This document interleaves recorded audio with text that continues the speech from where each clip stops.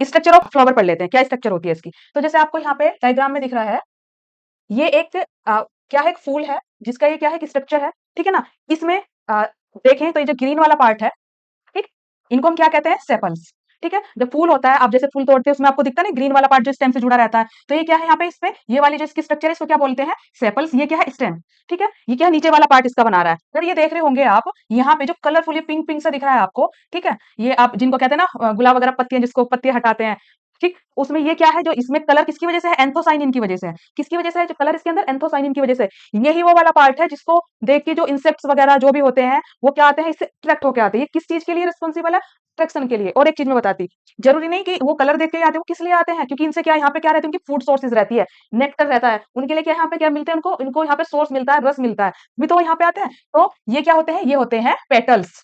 ये क्या होते हैं, पेटल्स,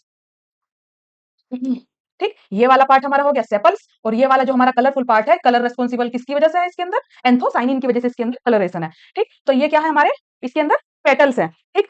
अब ये जो सेपल्स और पेटल्स हैं, ये इसका कोई प्राइमरी रिप्रोडक्टिव पार्ट नहीं है, ये क्या है, इसके सेकेंडरी रिप्रोडक्टिव पार्ट है। क्या है, सेकेंडरी, ठीक है, रिप्रोडक्टिव पार्ट है। अब इसमें नेक्स्ट हम आते हैं, नेक्स्ट क्या चीज है, आपको ये वाली आकृति दिख रही होंगी, ये, ठीक है, यहाँ पे इसके ऊपर एक छोटा सा एक स्वेल टाइप सा दिख रहा होगा, ये क्या है, ये है फिलामेंट, ये मेल पार्ट है। ये इसका फ्लावर का क्या है, मेल पार्ट है। ये फिलामेंट है, ये जो इधर बनाती है, ये क्या है, फिलामेंट, ठीक। और ये इसके ऊपर वाली जो ये स्ट्रक्चर आपको दिख रही है, ये क्या है, एंथर,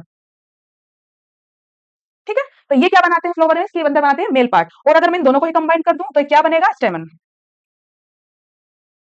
ठीक। ये मिलकर क्या बनाते हैं, इसका मेल पार्ट, ठीक। अब ये जो आपको स्वेलो सा टाइप, जिसमें स्वेलिंग टाइप सा दिख रहा होगा, ये क्या है, इसका फीमेल पार्ट, जिसमें इसको 3 पार्ट्स में डिवाइड किया है, किसमें, ओवरी, ठीक है। और ये वाला क्या है, स्टाइल, और ये वाला क्या है, स्टिग्मा, ठीक है। ये, और अगर इन तीनों को ही मैं कोई एक नाम, इन जो यूनिट्स है इनको कोई एक नाम मैं देना चाहूं तो क्या होगा, पिस्टल, ठीक है। ये है, तो ये देखें तो एक पूरा का पूरा फ्लावर है, 4 टाइप जो यूनिट्स है इनसे मिलके बना है, जिस जो क्या क्या है इसके अंदर, सेपल्स मिलेंगे, पेटल्स मिलेंगे, मेल और फीमेल रिप्रोडक्टिव ऑर्गन्स मिलेंगे, जिसमें क्या है कि स्टेमन है, स्टेमन के अंदर क्या क्या यूनिट्स है, एंथर है, फिलामेंट्स हैं, और दूसरा क्या मिलेगा, पिस्टिल यानी कि स्टिग्मा, स्टाइल, ओवरी। तो ये चारों मिलके क्या बना रहे हैं, ये फ्लावर की संरचना को तैयार कर रहे हैं, ठीक है। और इसमें जो अगर मैं बात करूं सेपल्स की और पेटल्स की मैं बात करूं, तो ये क्या है, इसके सेकेंडरी रिप्रोडक्टिव पार्ट है। लेकिन अगर बात करूं तो प्राइमरी रिप्रोडक्टिव पार्ट क्या है इसके अंदर, प्राइमरी क्या होंगे, स्टेमन, स्टेमन और पिस्टल, जो मेल और फीमेल इसके अंदर ऑर्गन प्रेजेंट है, ये क्या है, इसके प्राइमरी रिप्रोडक्टिव पार्ट है।